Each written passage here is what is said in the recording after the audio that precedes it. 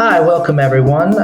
My name is Joel Hoots. I'm a vocational rehabilitation counselor with PVA's Veterans Careers Program, and today we're going to be talking about reasonable accommodations in the workplace. So I'd like to get started with kind of what is a reasonable accommodation. As you note here on the screen, this is pretty much the definition. Reasonable accommodation is assistance or changes to a position or workplace that will enable an employee to do his or her job despite having a disability. Under the ADA, employers are required by law to provide reasonable accommodations to qualified employees with disabilities, unless doing so would pose an undue hardship. And I think it's good to mention kind of what is not a reasonable accommodation. And one of the things is if it constitutes an undue hardship, if it displaces another employee, meaning they might have to pick up your work because you can't do it, but there could be other accommodations that take that place. And then the final one is just removing the essential job functions. And we'll get into some of that more in the slides a little bit, but essentially that's what it's not, and what it is kind of leveling the playing field for the workplace. The next big thing is who can request a reasonable accommodation. So in order to be eligible for a reasonable accommodation in the workplace, an individual must have either a physical or mental impairment that substantially limits a major life activity, or must have a record or history of some sort of a physical or mental impairment that substantially limits a major life activity. Now, this doesn't mean that you can't ask for a reasonable accommodation if you don't have a disability, and I think a lot of us do this all the time in our workplace. Sometimes maybe asking to leave early to pick up a sick kid from school or something like that. That can be considered a reasonable accommodation. So just because you don't have a disability doesn't mean you can't communicate with your employer to ask for, reasonable accommodations for whatever it may be. It's going to be dependent on the employer, obviously. But in order to get, some of those higher level accommodations that you might need to continue doing your job, that would require some sort of disability, and typically you need to have record of that. So the governing body, kind of people who oversee everything, is the Americans with Disability Act. And what that was civil rights protections for persons with disability in the employment sector. It kind of covers, the legal terms and everything, but accessibility and design standards, and then a definition of terms. Most of it is legal jargon, so it's best to come to things like this to get a good overview of what's going on. And then the people who enforce those policies are the Equal Employment Opportunity Commission. They have a complaint process you can go through typically, but this is usually the last step in the process. So typically you'd want to work with your employer on things like this, but if there is discrimination going on, this might be where you report it up to. So this is a question I get a lot from different clients, is when do I disclose this disability information to my employer if I need a reasonable accommodation? And the short answer is you never have to disclose your personal medical information. That's really up to you if you want to do something like that. So you don't have to disclose it up front before the interview unless you actually need an accommodation for that interview. And this is something, if the building was not accessible and say you used a wheelchair and there's, a flight of stairs that you need to get up in order to get to the interview, that would kind of be on you to understand the architecture of the building and things like that. And you may take a little recon beforehand to go see, where the interview's at. Are you going to be able to get in the building and things like that? And you can always ask on the phone as well when they're scheduling it. But typically you don't have to say anything unless you need that for the interview.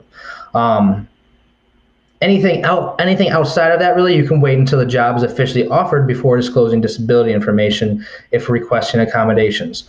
Now, that doesn't mean employers might not try to skirt around that issue of asking, can you perform this job fully? And really what they're asking is, can you perform the job with or without a reasonable accommodation? And so if the answer is yes, all you have to do is say, yes, I can perform all essential job functions. I have no issue doing that. And then, if the job is offered to you, then you can say, hey, well, in order to do this job, I'll need this accommodation, and so forth. So you have to meet all those requirements for qualifications. So if there's, if it requires a bachelor's degree in a certain field, you would have to meet that. There's no accommodation to get around a degree or any requirements for the qualification of the job. And you must be able to perform those essential job functions like I mentioned on that first slide. That's going to be the main thing. So if you have to lift up to 75 pounds a day and you can't do that, that would be an essential job function. There may be accommodations for that. So there may be like a lift or something like that, but it couldn't be, getting help from another employee, because again, that would be displacing an employee. The next step is kind of, so let's say you get hired and everything, you're in a job, or maybe you had acquired disability on the job. Requesting accommodations is pretty much the same process all over. I always talk about self-advocacy, because really it's going to be up to you in the end.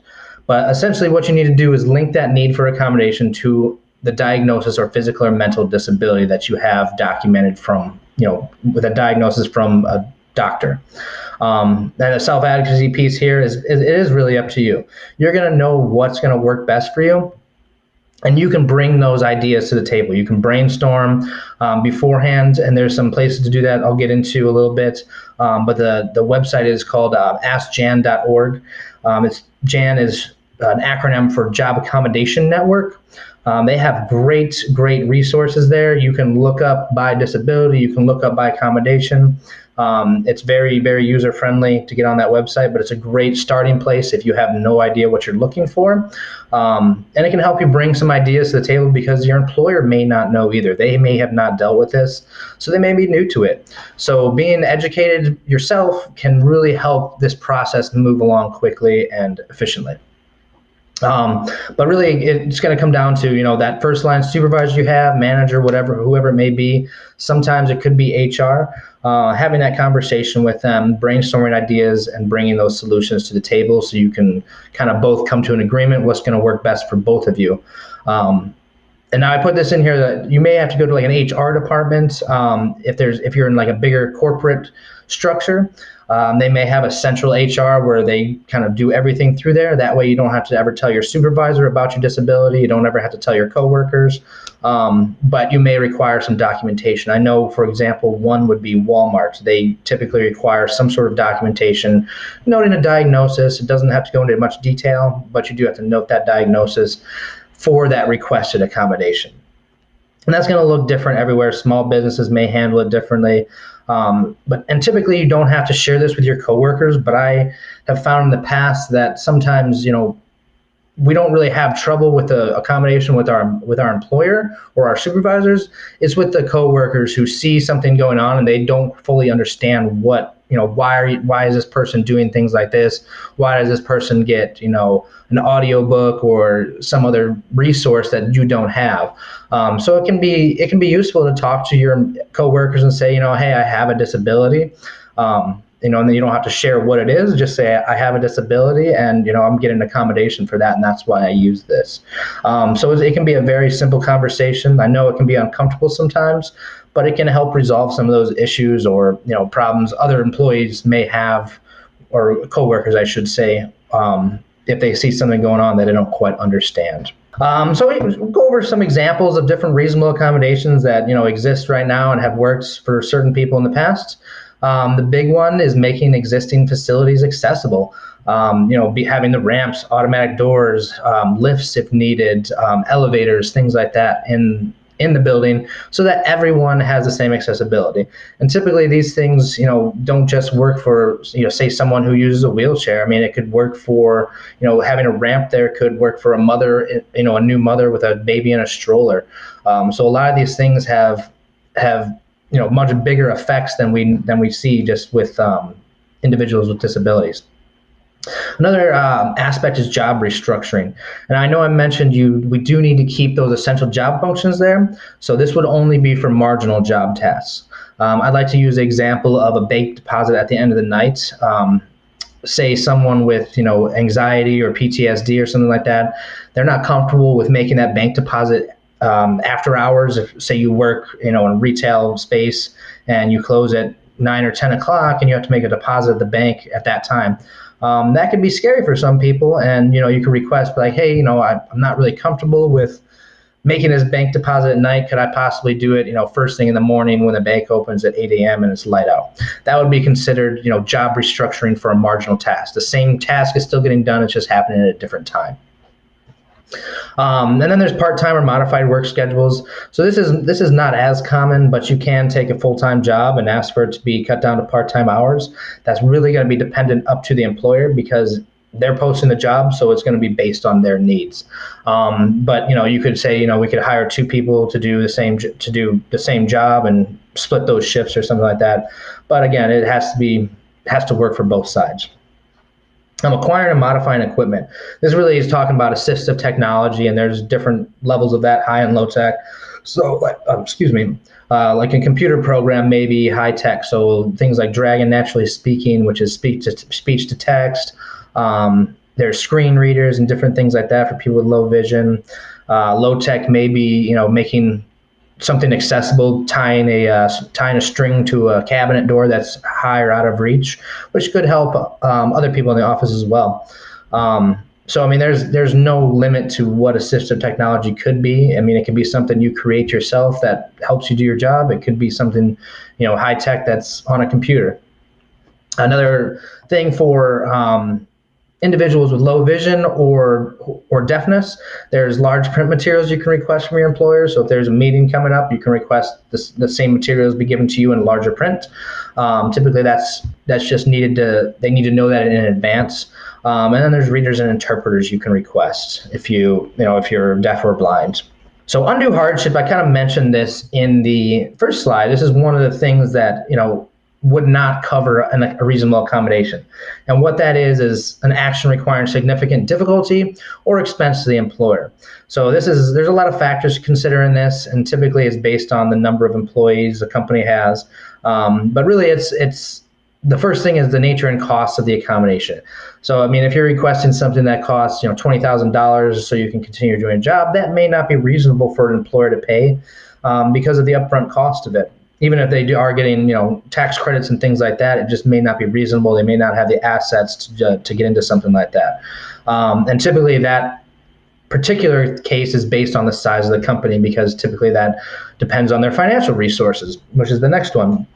And I believe it's 15, if they have 15 employees or more, then they should be providing reasonable accommodations for all of their staff. So it's a pretty small number. A lot of those, small companies, mom and pop shops, they have, just family members working. They may not be able to hire someone and provide accommodations because they just don't have the financial resources. And then the nature and structure to be modified. This is a big one for older buildings. Sometimes it's not possible to add a lift or an elevator because the cost would just be so great. It might cost more than the building. But there's other things they can put in, like metal ramps and things like that are mobile, that can be moved around. But again, they may not fit in the space that's needed or something like that. So that could be a determining factor if they need to modify a building. Just remember, this is determined on a case-by-case basis. It's not something, it's cut and dry, like this is what we offer. They usually your work will have examples, but that is it's not a full list, so it's not all inclusive. That's why I say, do your research, get creative, find something that's going to work for you, and then pitch it to your employer if you're serious about a reasonable accommodation. Typically, they're going to, if it's a good idea and it's cost effective, they're not going to say no, because they want you to be successful in your job. So in cases of undue hardship, it is the employer's responsibility for finding alternative accommodations that would not constitute that said undue hardship. So technically, it's not your responsibility after that point, but you can also come in and say, hey, this has worked in the past for other employers. We may not need to spend this amount of money. I can do it this way, and this works for me. So really, again, it goes back to having that conversation, that self-advocacy. And if you know something isn't going to work, sometimes it may be good to present that idea first and then come in with another idea to make it offset that first one and make it seem like a little bit easier problem for them to solve. And again, you can be given the option to assist with the cost of accommodation for any amount over what would be considered undue hardship for that employer. So, for example, let's say, you need to have something installed in the building so you can have your wheelchair, or you can get up a set of stairs with your wheelchair. And the lift costs, say, $5,000, but the company does, they do an evaluation and they determine that anything over $4,000 would be undue hardship. You could come in and say, hey, I'm willing, I really want to work here. I'm willing to pay that $1,000. to offset that cost so we can install this, and then you would work that out with the employer from there and have the lift installed through a partnership of the employer and the employee. So this is something that kind of came up, and I added this to close to the end of our presentation because some people have been asking about accommodations in education. Are they possible? Absolutely. Most colleges will have something called either a disability resource center, disability services, something along those lines. Typically, you can look them up. If you're looking up the school, you can just type in disability services and the name of the university. So let's say, for instance, Disability Services Texas A&M. You're going to find a link to their websites. Typically, they have numbers you can call that don't. For a while, for most of the schools that I call and talk to people, there's no automated service. Somebody answers the phone there, you get a direct person right away, and you can talk about what you're looking for. I recommend this is a great place to start for anyone looking for education. If you have a disability, check out their Disability Resource Center first. They can provide you a great deal of information on the school, on the services they provide, how they can accommodate you in the classroom, out of the classroom. Distance learning, they can talk about all that stuff, and that's a great place to start if you're thinking about going back to school and you have a disability. Because I think a lot of the times it's really important to find a school that's going to fit you as opposed to you fitting into the school. And they can give you, these people are employed by the school, and they know, a lot of them have been there for a while, so they know a lot about the school, different programs, and they can actually give you a lot more information than, say, an orientation or something like that. But some examples of those accommodations might be extra time on a test, quiet, distraction-free environments. You can actually get note takers to take notes for you. There's something called CART services, which is communication access in real time, which is essentially just getting things like closed captioning on videos, so that anybody who may be deaf in a classroom could still read. And I know I'd like to use that sometimes if it's too loud. You can read what's going on and watch the video as well. And there's also interpreters, so sign language interpreters, things like that. And there's actually tutoring and counseling services as well, which most people don't know about. Most colleges will have some sort of tutoring service, but you can get it through the Disability Resource Center, get a tutor for that specific subject. And typically what they do, from my experience, is they find a student who did very well in that class. So if they'll reach out to students who have previously taken a class and got an A and ask them if they want to volunteer to tutor someone else. So you're going to get someone close to your age, and if not, they're at least a student as well, who's going to be able to go over that material with you and tell you how they were successful, and gives you some good study techniques and things like that. But like I said, I always advocate people to, if you do have a disability and if it's significant enough that you would need accommodations, check out the Disability Resource Center of the school you're attending before you apply anywhere, because it's a really good place to start and a wealth of information. This is actually from the website, the Job Accommodation Network, or JAN, and they actually did a survey of a bunch of employers, 776 to be exact. This data is a little bit old, but it is, I believe it's still very relevant. And it's just a kind of a good idea of what accommodations cost in the workplace typically on average. And I put this up here so that you're not nervous about asking for accommodations. People do it every day, and typically they don't cost anything. So if you look at the data here, it's about 58% most employers report a cost of $0. And this is something that employers can be fearful of, because they hear accommodations and they think, oh my God, I'm gonna have to spend a whole bunch of money on this person. But this is something you can share with them. Like, typically the accommodations I need don't cost anything. It may be, say 10 minutes in a dark area by yourself if you have anxiety issues. It could be a good way to go, take a break, de-stress, things like that, and come back collected. And that doesn't cost anyone anything. It may cost 10 minutes of the time, but if you're going to be working there, you're still at work, you're not going anywhere, and it's probably better to have that 10 minutes than to lose, say, a whole day of work. So almost 60% reported a cost of $0. The next highest one is 37%, which reported a one-time cost. And I think it's important to note that median one-time cost is less. Well, it's about $500 or less, I should say. And then 25 people, or about 3%, report an ongoing or annual cost. Now, what this is typically linked to is things like computer software programs. So they may have to, get the Dragon Naturally Speaking, there could be an annual cost because there's updates.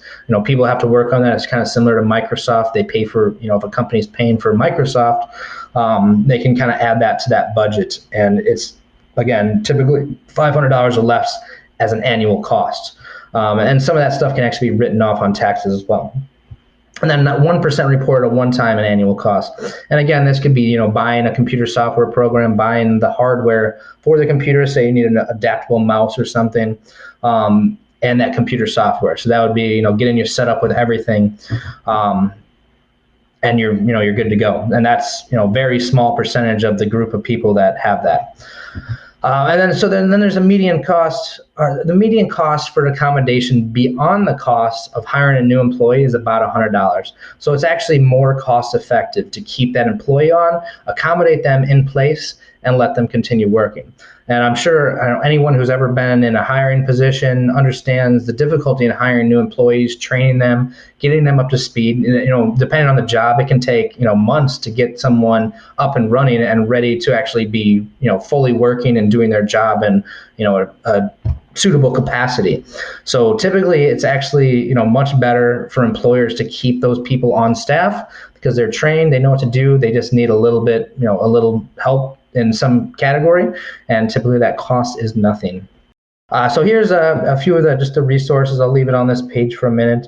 The Job Accommodation Network, as I mentioned, you can just Google askjan.org. That is a wealth of information. It's a great starting place if you've never really dealt with accommodations in the workplace, or maybe you have a disability and you want to go back to work and you've never had to request any of that. It's a great place to brainstorm and be ahead of the game. I find that employers really enjoy employees who come to work prepared. And I mean, that's just another version of, being prepared, saying, hey, I need this and I have some ideas. Can I run them by you? And then the link for the ADA, and that's just, again, that's a lot of legal jargon in there. It's really hard to read through. It's not fun at all.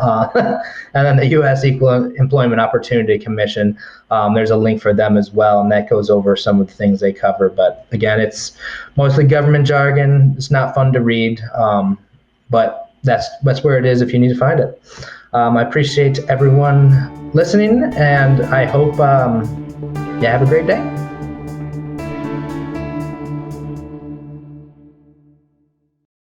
Since 1946, PVA has been the leading advocate for veterans with spinal cord injuries and diseases such as MS and ALS. We help all veterans with disabilities by helping with earned benefits and specialized health care, education and career resources, adaptive sports, housing and legal assistance. Learn more at pva.org.